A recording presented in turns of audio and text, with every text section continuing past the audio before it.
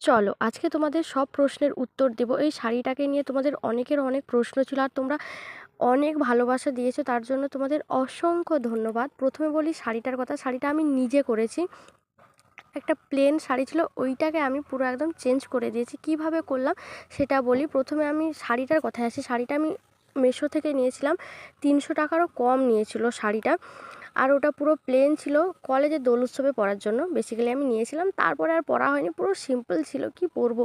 তাই ভাবলাম এরকম কিছু একটা আইডিয়া আমার মাথায় ঘুরছিল অনেক দিন থেকেই। আর তারপরে আমি গুগল করলাম। আর কি বলো তো, কিছু করতে চাইলে না একটু আগে শিখে পড়ে নিতে হয়, তার জন্য আমি গুগল করেছিলাম, আর বাকিটা আমি নিজের আইডিয়ায় চেষ্টা করেছি করার। আর এই যে কুচি দিয়ে এই কাজটা করতে যে কতটা কষ্ট আর ধৈর্যের ব্যাপার, সেটা তোমাদের আমি নাই বা বললাম, এটা আমার মনেই থাক।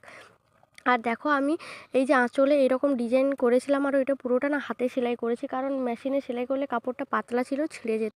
নিচে থালাটা দিয়ে সেলাই করতে খুব ইজি হয়েছিল। আর এটা আমার মায়ের আইডিয়া ছিল। মা বললো, দেখ এরকমভাবে কর, তাহলে খুব তাড়াতাড়ি। আর সত্যিই তাই, মারা না সবসময় কি মুশকিল আসান, মায়েদের বলে মুশকিল আসান, তারা ঠিক কষ্ট জিনিসটাকে ইজি করতে খুব সাহায্য করে। আর দিদিও এরকম একটা শাড়ি পরেছিল, তোমরা দেখেছো। ও নিজের আইডিয়াই করেছে, আমি নিজের আইডিয়াই করেছি। আর গামছাগুলো অরিজিনাল গামছা ছিল, কোনো গামছার মতো দেখতে কাপড় ছিল না। ভিডিওটা ভালো লাগলে লাইক কমেন্ট শেয়ার করে দিও। টাটা।